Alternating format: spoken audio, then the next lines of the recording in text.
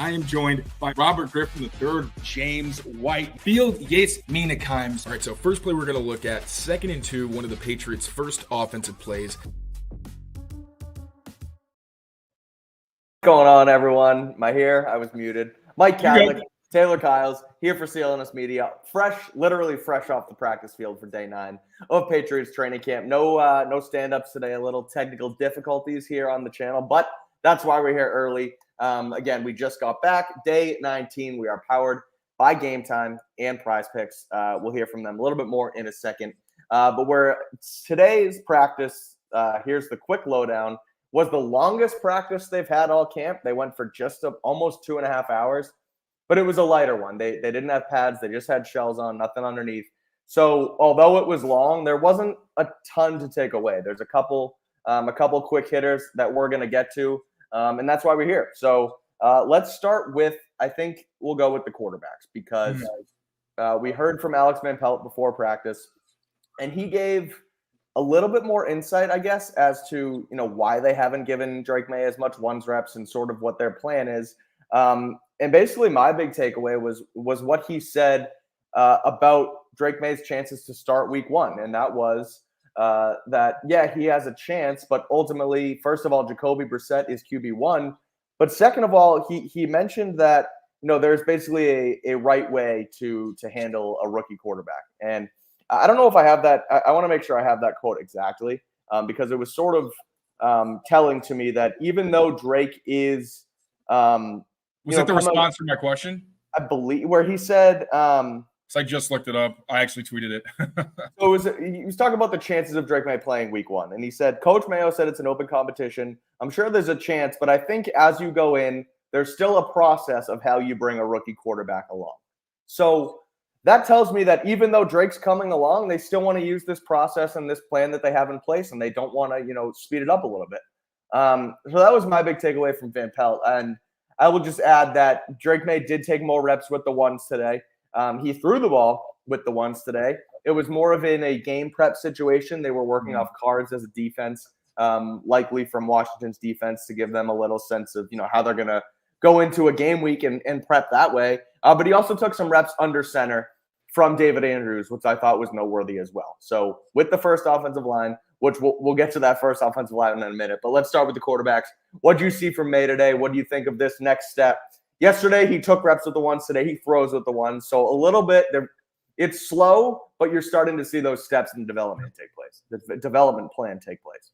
Yeah, so I'll start with the pressers at the beginning of practice. We spoke to Alex Van Pelt. We also spoke to TC McCartney. Yeah. My biggest takeaways from those availabilities is, one, Alex Van Pelt reiterated what Javon Baker said yesterday, which is Drake Maye is 100% ready to lead a huddle. He said he can get the play calls out. He can make the cans and make all the adjustments. We saw that once against the Eagles last week, where he went from under center, then went into the shotgun, and they wound up going with the play action pass, wound up checking down to Jalen Polk. Two guys looked really cool. But it seemed like the biggest thing keeping Drake Maye off the field is the fact that I don't think he's seen enough defenses for them to be comfortable putting him out there. Now, personally, that was something that I kind of downplayed, because we actually talked about it on the drive to practice today, that when it comes to coverages and shells, obviously defenses can throw so much at you where, like Vic Fangio, like we saw last week, where they'll start in too high, and there's any number of things they can do, whether it's dropping the single high or playing a too high shell or a split safety shell that is half one thing, half another, and just kind of try to throw you off.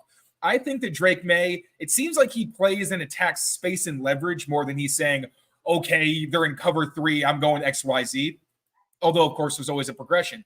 But the big thing was going to be picking up the blitz. And a lot of that is on the offensive line and David Andrews, where they call the protection and they make sure that they've got everybody blocked up. And if there is a free rusher, then Drake Maye has to know, okay, I'm either throwing hot because this guy's unblocked, all the different permutations that can happen when defenses throw certain pressure looks at you.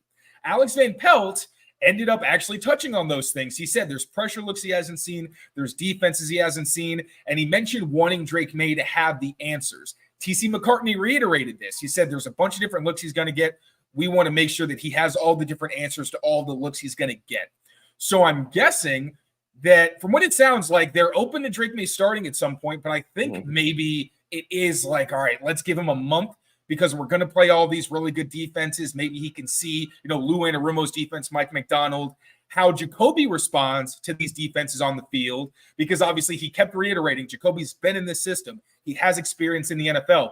He has the answers to all these different pressure looks. And that's one thing, if you look at the film when Jacoby was with Cleveland, his ability to go through his reads efficiently, make the right choices in quick game where it's especially hard because everything is so split second. And when things get thrown off, some young quarterbacks can get nervous and they can make the wrong decisions.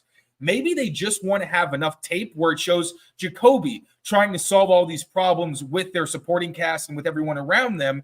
And then Drake Maye can learn from what Jacoby does before he tries and applies it on the field. Now, I even asked TC about Jerod Mayo's quote where he said the best way to learn football is to play football. And he said, I agree, but you also want to put your quarterback in the best position to succeed. So while I have been of the mindset that I think Drake could play week 1 from an outsider's perspective, knowing there's a ton that I don't know, at the same time, I have been adamant that I don't think they should rush him out there or need to necessarily rush him out there. So for them, it seems like that last step is for Drake to understand you're not just playing the Pats defense. They're going to throw a lot at you, but it's not everything you're going to see. And, you're going to play these defenses where you get a lot of experience and you're going to get more examples of stuff you're going to see from other opponents. Now that you know what those answers are, can you, repeat them back? Do you know what they are if we, put it up in the VR simulator and all these things? Right. So it sounds like that's the last roadblock, which, as a Patriots fan, I think that's encouraging because Drake is a smart guy. So you're hoping he can see these things and be able to learn from them and potentially start sooner than October or something like that. But once again, we have more clarity on what it is exactly that's keeping Drake Maye from being the starter, other than Jacoby being the guy that they're most comfortable with, obviously. Yeah, for sure. I think it makes a ton of sense too. Like, yes, you want to put this guy out there. I'm basically just reiterating kind of what you just said, but you want to put this guy out there. You want to see him play. You want to see him start. He looks awesome. But taking a little bit, I guess, of a step back where, like, okay, he had a good game the other night. And I'm not taking anything away from Drake Maye, but he had a good game. It was against the Eagles twos. They made it nice and easy for him. Nice and easy may be strong, but they made him comfortable. They ran kind of things he ran in college. They set it up for Drake Maye to succeed, I would say. And I think that's what anyone wants to do. And Van Pelt even said that today, where he talks to these quarterbacks before games. They're involved in the game plan. He tells them, he asks them what plays they're comfortable with, and those are the plays they're going to call. I love that quote. There are some coaches who try and fit like a square or a plug into a round hole, whatever the hell that saying is. And it's like, you're going to run my offense, and I don't care what your skill set is. And I think that's BS. You have to curate what you're going to run to the skill set. And I thought that was encouraging to hear from Van Pelt today as well. And that's another thing that we've recently talked about. Mike and I, when we're going to work and from work, we always have our little, we talk about things that are on our minds. And that was one thing about Alex Van Pelt as a play caller, where, how bad would he have to be for him to really fail? Because that's the one big question mark. Because a lot of being a good offensive coordinator is, one, being able to know, okay, I want to stack things on top of each other, which I think in Cleveland, that offense did a great job of, where they give you so many looks and run actions and things that look the same, and you can build off it and give the defense a lot to think about. But when it comes to like the raw play calling, a lot of it is just communicating with really your quarterback, especially. What do you like? What do you not like? What are you comfortable with? Because that's where there's disconnect when the offensive play caller, and a lot of people give lip service to, oh, we're so versatile, we are going to adjust our personnel. A lot of people can say that. Not a lot of people are going to do it. And with Van Pelt having been a quarterback, having seen how so many people do it, with Aaron Rodgers, with Andy Dalton, he understands that you can't give these guys plays they don't like because you're putting them in a bad position. They're not sure of themselves. That may affect their on-field performance, and maybe there's a trickle down. So again, another thing we talked about with Van Pelt that we actually got confirmation on from him, where it is a very collaborative process, which I feel like is one of the biggest parts of being an effective play caller. For sure. All right, a quick word from our friends over at Game Time. And then we'll get into Drake Maye, kind of what they did at practice today, the offensive line, and then, the rest of our stuff. So Game Time, let's talk about them, because college football, NFL football are back. And frankly, I'm ready to get to a game. I know I get into these Patriots games as a media member, but BC's here. Bill O'Brien's over there. So that's going to be super fun. And you can use Game Time to get into those games. They have a new feature over at Game Time. It's called Game Time Picks. And it makes getting tickets to these games that much easier. There's no fluff. There's no crap. You just click Game Time Picks and they give you the best deals. There's super deals, awesome deals. And I'm not just saying that that's what they're called. That's literally what they're called in the app. And I noticed the other day, even with Patriots Seahawks, you could get into the lower bowl at Gillette Stadium for as low as $270, which, yes, this is a rebuilding team, but that ain't bad for a week 2 game with still some hope around the Patriots. So that's Game Time. Again, Game Time Picks makes curation easier to save more on sports, concerts, comedy, theater, and more. I know Taylor's going to a concert tonight. I don't know if he used Game Time. However, of course Taylor used Game Time for the concert tonight. And so, yeah, you can get into not just sporting events, but concerts as well. So download the Game Time app today, create an account over there, and use code CLNS for $20 off your first purchase. Terms apply. Again, create an account and redeem code CLNS for $20 off. Download Game Time today. Last minute tickets, lowest price, guaranteed over at Game Time. All right, let's before we get into the offensive line shuffle, which I've teased twice now because it's pretty important. What did you see on field from Drake Maye and Jacoby Brissett today? Who was better? Who was worse? Any highlight plays that stood out from the day? Yeah, I tried not to read too much into this because they weren't in pads, Right, and a lot of these were slower paced, more walkthroughs. I thought both guys had impressive throws, and also both ironically had plays that were either turnovers or near turnovers, where they targeted Jaheim Bell, and Del Pettis was the guy who wound up breaking up the play. Jacoby Brissett had one, again, that's the thing, that they were both forced, even though maybe they in themselves weren't turnover worthy plays. I know Jacoby came kind of close where Dell felt like he could have maybe intercepted him on a throw. Yeah. Then Drake, there was a difference of opinion. I know Mike Reese thought that maybe it was on Bell because it hit his hands. I think you could argue that the play itself from Drake wasn't turnover worthy because it was deflected and then intercepted, but it felt like he forced it into a window, because I remember before he let it go, I'm like, I don't like that. I hope that's not where the ball is about to go. And then it pops up in the air because Del Pettis was all over it. Really great day from Del Pettis. Stock up for him. He continues. That was going to be in my MD in the notebook section at the end. Awesome. No, that's okay. You can go. Let's do it. Del Pettis had a really good day. 2 pass breakups, one on Brissett, I believe, one on Drake Maye. One was in 11s, one was in 7-on-7s. But Gerard Mayo talking on Monday or Wednesday, I think it was Monday, that he's making a real push to make 53. And when you continue to have good training camp practices, you have a game coming up still. He's making a really solid push for himself to make this team. Yeah, Gerard Mayo acknowledged it too yesterday. He said that Pettis was going to make the decision very difficult. Yeah. So keep an eye on him. I sneak peek. I'm going to have a post preseason roster projection. As of right now, Del Pettis is on it. This comment, Drake Maye, I'm assuming you mean, is having trouble in these 2-minute drives, which is a fair point because I'm guessing, from our reporting, Jacoby Brissett was able to lead a drive and put the Patriots in field goal position. That has been pretty consistent this summer. He is really almost every time been able to move the offense down and put them in a field goal range. Drake Maye has had trouble, but I'll also acknowledge the fact that, one, the pass rush was a big issue for a lot of the times that he's had to run this drill where, like against the Eagles, where he would have been sacked on almost every drop back. Also, there's not a ton of separation. Was the throw to Jaheim Bell forced? Yes. Not a great play by him. Also, he forced it because nobody was open. And it feels like that's the case a lot with Drake Maye, where when he tries these end-of-half situations, there just aren't a lot of good options for him to throw to. So it's hard to know how much is on Maye and how much is on Brissett. It doesn't feel like Drake is just like, oh, no, an end-of-half situation and his brain falls out. It just feels like he doesn't ever have a lot of great options. Do want to make that distinction. But Drake did also have a missed throw to KJ Osborne, who he's had really good rapport with recently. It was the first time they haven't had a deep connection in the past few days. Really good double move from KJ Osborne. Got open. Drake overthrew him. Not the worst thing in the world. But even still, both guys had good throws. I had Jacoby Brissett. Had a really nice corner to Jalen Reagor where Christian Gonzalez was in coverage. Reagor did a great job high pointing it. I think Gonzalez makes that play in a game, right? I think so. I think he makes it more competitive, but I also was impressed by Jalen going up to get it. It wasn't like a bad throw. I just think Gonzalez can be more competitive. But also Jalen Reagor and Jacoby Brissett had a little bit of chemistry today. There was a 1-minute drill where the first 2 passes went to Reagor on looks like comebacks or curls. Really tight coverage, but Reagor came back to the ball and attacked it in the air. Showed the kind of hands we don't see from him very consistently. I really like that. Just going through my notes here. That was really – also Jacoby hit a backside dig to Jalen Polk, another guy who was very, very busy today. So I like those throws from Jacoby Brissett. Thought he had a better day overall than he did yesterday.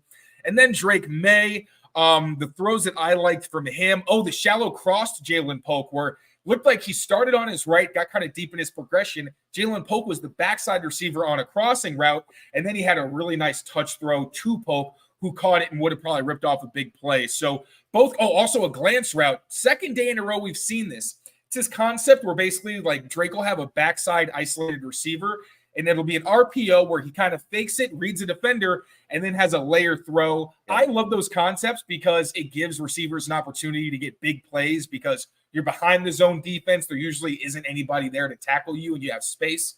So yeah, both guys had plays that I didn't love. Drake had maybe one more that I didn't love, but they both had impressive throws. Not taking too much away from this one, but, I had my headline is solid day for both top quarterbacks in walkthrough practice. So yeah, stuff for me. I agree. I asked the question because it's what the people want, but at the end of the day, on a day like today where, again, like I mentioned off the top, long practice, not too much to take away because, again, it's slower. It was not as competitive. But you're right. I thought a solid day from both guys overall. All right, let's talk about the offensive line because Vederian Lowe was out today. He suffered a minor oblique injury, according to Mark Daniels, who tweeted that out prior to practice. So it was the middle of practice, but regardless, we know what's wrong with Vederian Lowe, and it caused a major shakeup along the offensive line. Chuks Okorafor ends up as the left tackle. Sidney So is back at left guard. David Andrews at center. Layden Robinson at right guard, and Big Mike Onwenu gets some reps at the right tackle position. Elliot Wolf called Mike Onwenu a right tackle after they signed him. They then did not really play him all that much at right tackle. He has been inside at guard. Greg Bedard held his feet to the fire a little bit the other day when Elliot Wolf spoke to us, basically said, you told us he was a right tackle. You haven't played him there. Why? But now, due to injury, Big Mike gets bumped out to the outside. I know you are of the mindset that Mike Onwenu should be a guard. He's a better guard. Was this the right move, though, with him because of the depleting tackle depth? The way I look at it is with tackle, again, you have Vederian Lowe and Calvin Anderson both hurt, right? So now it's just getting really thin. And you have Caden Wallace, who yesterday right away, after the Vederian Lowe injury, comes in and plays left tackle. But you sit on it, you watch the film, and you realize, okay, Caden Wallace is going to be our left tackle and then our backup right tackle. You're stretched really thin at the position. So more guards in play. Nick Leverett's back at practice. You bump Big Mike out. You take away a guard, but you add depth to the tackle position. Long story short, Tayler, what do you make of it? What do you see today? Do you think this is potentially their best lineup moving forward, or do you think this should be more temporary until Vederian Lowe comes back? Well, I mean, it's a team that has a lot of good guards and not a whole lot of tackle depth. So I know my buddy Andrew De Silva on Twitter was saying, I don't know, Mike Onwenu, I don't know if they'll want to kick him outside. It would take worst case scenario. And I said, they're about one worst case scenario away from that reality. And then we walk onto the practice field. And like you mentioned, we have Layden Robinson next to Mike Onwenu. I have mixed feelings about this because one, based on the offseason the Patriots had, it feels like their future offensive line, the way they see it, obviously Andrews in the center position are kind of up in the air long-term, although they'll probably be around the next couple of years.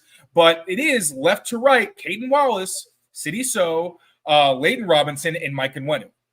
Now, I understand the idea of putting Onwenu at tackle, and I love him next to Layden Robinson as a run-blocking duo. I think they are going to put some defensive linemen in a lot of linebackers' laps. I love using that phrase, but it's exciting. That was definitely something I was pumped about. Sidney So showed that he could be good at left guard. He's been inconsistent this preseason. But here's the thing. I'm excited to see Caden Wallace finally start and learn from his mistakes and all that good stuff. But based on this preseason, Layden Robinson has been the significantly better rookie of the two. Caden Wallace has had good moments, but he's also had his struggles. Sometimes he's let the guys get into his chest and then stand him up, and he's gotten kind of tossed to the side or lost control of certain blocks.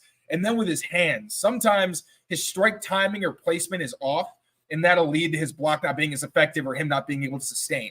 Whereas Layden hasn't had as many of those problems.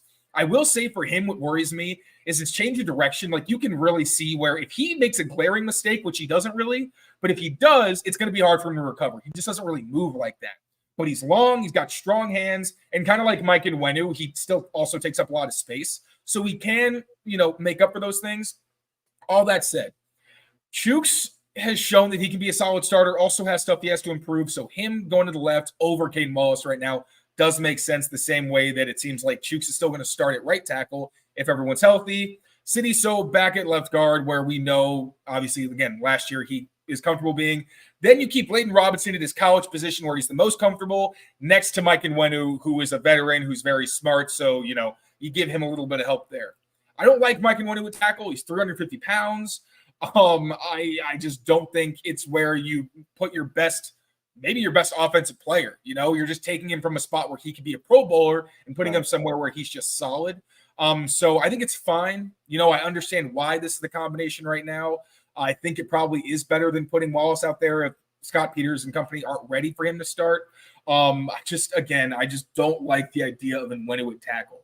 And he's 350 pounds. I don't know if there's another 350-pound right tackle or tackle on either side in the NFL. So less than ideal, but understandable given the circumstances. I agree with you. I think it, originally when they trotted it out there, I was like, come on, give Caden Wallace a chance. Like, you want to see him out there. He's your left tackle of the future. It's one of the most important positions on the offense. But taking a step back, taking a little bit of reason into account, like, yes, he's a rookie. You don't want to have to just throw him into the mix just because of an injury. And, too early, then you want him out there. It's kind of like the Drake Maye thing where exactly. With Brissett, right? Like we talked about Zappy being a guy who you could throw out there if Jacoby Brissett got hurt because he could just basically take some reps, until Drake Maye's ready or Jacoby Brissett's back. And it's similar to that where if they're not ready to put Caden Wallace at left tackle full-time, then use Chuks Okorafor for now.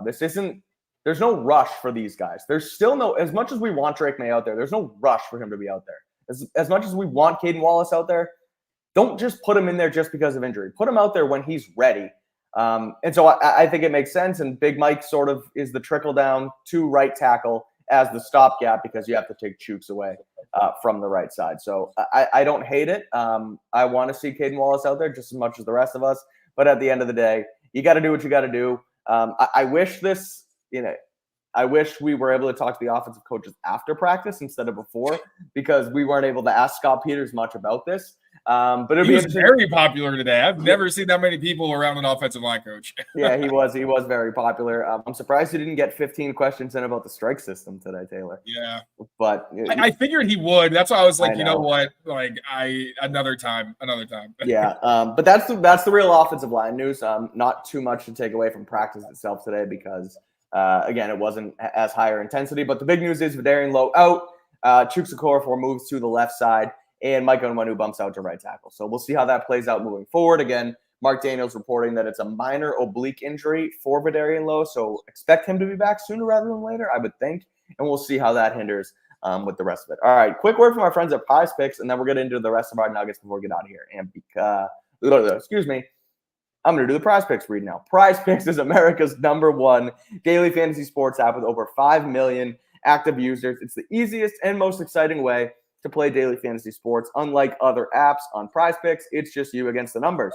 All you have to do is pick more or less on 2 to 4 player stat projections and watch the winnings roll in. Get in on the daily action with your friends and become part of the Prize Picks community today. On Prize Picks, you can win up to 100 times your money with as little as 4 correct picks turn to 1,000. And if you sign up today, you can get $50 instantly when you play just $5. You don't even need to win to receive that $50 bonus. It is guaranteed.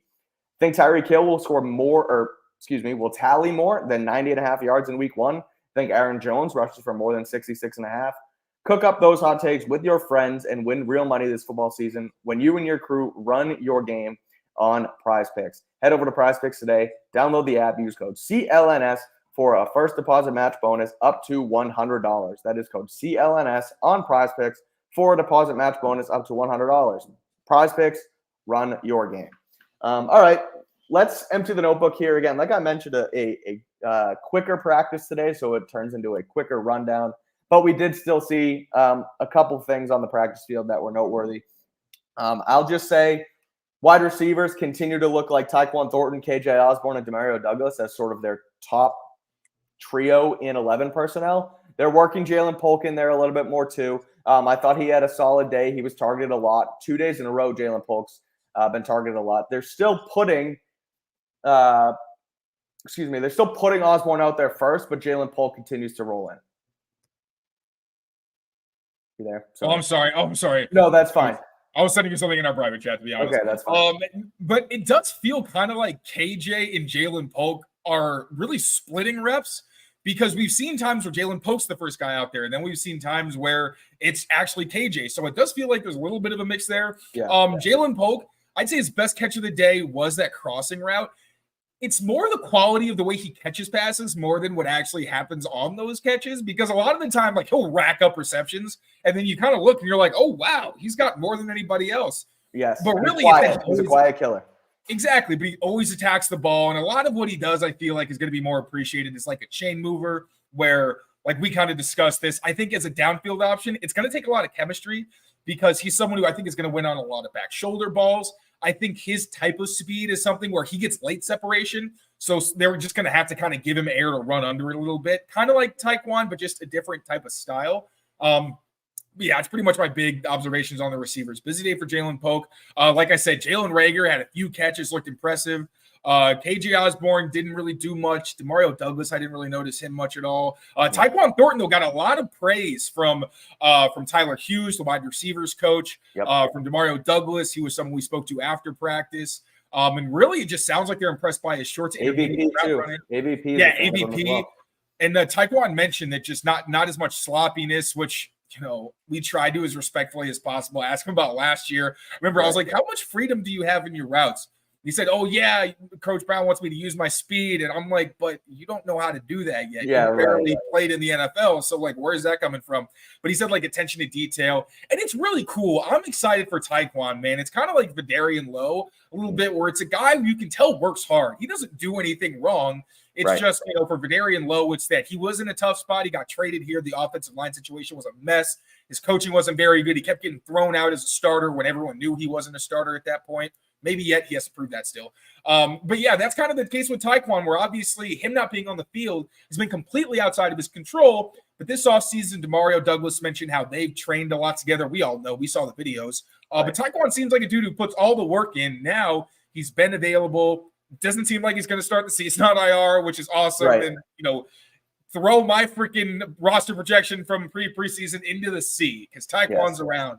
The on-field product hasn't been maybe what we wanted, because, you know, there's not a whole lot to talk about, but they clearly like what they see. They like his skill set and his athleticism. So that's been really cool. And also, if you want a reason to get excited for Taekwon, look at him as a blocker. I know it's like Taekwon or N'Keal Harry kind of territory, but for all the crap he gets about his frame and all that, he's a guy who gets locked in and is very aggressive. He knows no block, no rock.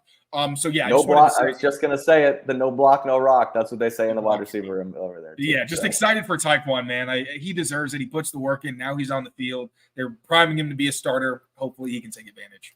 For sure. One last observation from me before we get out of here. I noticed a lot of JaMycal Hasty in team drills with the starting offense. He was rotating in behind Antonio Gibson before Kevin Harris today. Now, I'm not sure if they were primarily passing reps. I couldn't exactly tell, because you know, the way I was watching it, I was back and forth on both fields, but I did see Hasty out there a lot. Again, talking about our rides to and from work, we talked about JaMycal Hasty this morning and kind of how and if they get him on the roster. They have bugs in your car, I swear. Literally, yeah. So we didn't know what was up with JaMycal Hasty, if he was going to be on our rosters or not, but he got some work today with the offense. He's obviously a good special teamer, so he's a guy who I noticed getting a little bit more extra run on offense. Any more observations from you, Taylor, before we get out of this quick hitter from day 19? Yeah, one with JaMycal Hasty. He's someone who I'm trying to decide whether it's him or Kevin Harris on the roster. I think either could be cut and find a way back. But JaMycal has been one of the top guys on their special teams units. He does look like their top backup as a receiving back. Also brings some like wiggle and some juice as a runner. And Ramondre Stevenson said he has improved a lot. So I would definitely keep an eye on him. Kicker competition. Joey Sly continues to really be the guy who stands out most there. Looking at the numbers, Chad went 3 for 5. Joey Sly went 3 for 4. Chad Ryland did cap a 1-minute drive for Jacoby Brissett in the starting offense with a 47-yard field goal. Give him credit there. Bailey Zappi, I mentioned yesterday, had maybe his worst day of the summer. Really bounced back today. It was, you know, he was the scout team quarterback, but there were a bunch of tight window throws. They were short to intermediate, more underneath, but still tight windows that he was hitting, putting it right where his receiver could get it, and it couldn't be contested. So you got to give Bailey Zappi his flowers, man. I hope whatever happens works out for him because he's had a good summer, I think, overall, done everything that's asked of him. No one's had a negative thing to say. So that's all I got on Bailey Zappi. Liam Fornadell was the backup center or replaced, Layden Robinson at right guard when he was with the starters. I thought that was kind of significant because he's often the backup center. Fornadell did struggle today when he did get backup center snaps. They were like, there was a botch snap. There were 3 that were either high or low. Not a great day for him. I think there was also an everyone but the center penalty that he was responsible for. So, that's not really great. I'm also there were some things in the chat I wanted to acknowledge too, to make sure I'm not ignoring anybody. One was about Javon Baker. Okay. He looked good today. No drops that I saw. Seemed like he had, some strong hand catches. I hit him on a nice quick inbreaker on one play. I thought he went up and got it, and he was pretty open, but it was a nice throw, nice catch. You're getting him involved. So that's another example of these days blending together. I said the glance was to Booty. That was yesterday. Today it was Javon Baker. Also asked Tyler Hughes about something that's been bothering me about his game, where obviously he's super talented, but it seems like he's leaving his feet a lot when he doesn't need to. Is that something you guys are working on? He clearly was trying to stick up for his guy. He mentioned that, Baker's an aggressive guy. He likes to high point and attack the ball in the air, which they do love about him. But he did slightly acknowledge at the end that they are working on him. He said they want guys to run through the catch. Right. Where it's not like Brendan Lloyd where you grab it and then you're like this in the air. And it's like, no, there was so much room. Just keep running. Right. So he did kind of acknowledge that's something that Javon Baker's working on. So awesome for him. That was definitely an area of improvement. I thought that was, I'll just say too, that was a perfect question to answer, in the media, I thought, really. Because, this is what's happening. Tell us about it. And he was like, well, his game is going to get the ball as high as possible. And you can't do that if you don't leave your feet and jump. Yeah.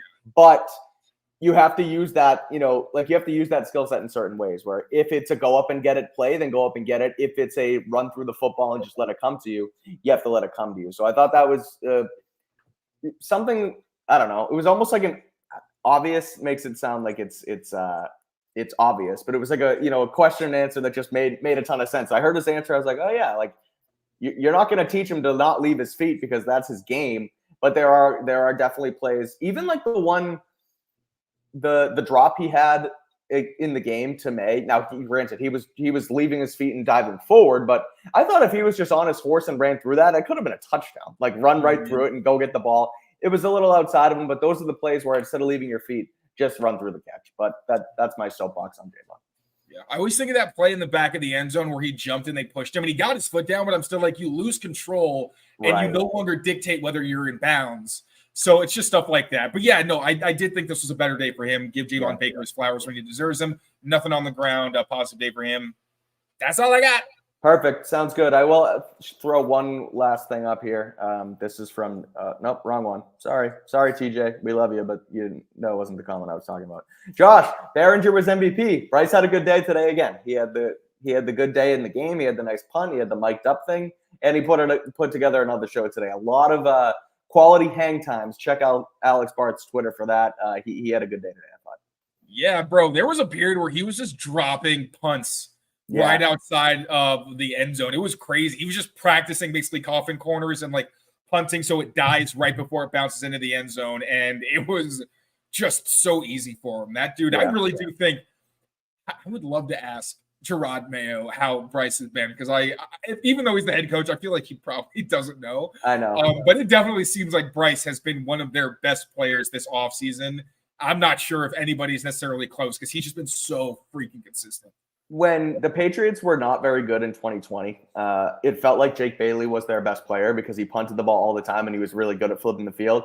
Bryce Behringer has a chance on this team to be one of their best players. There's a huge question mark at kicker, but Bryce is a great punter, and he's going to be a great punter, it feels like, for a long time. He has the confidence, he has the swag for it, and he's really damn good. So on that note, that's going to do it for our Day 18 recap here on Patriots Daily.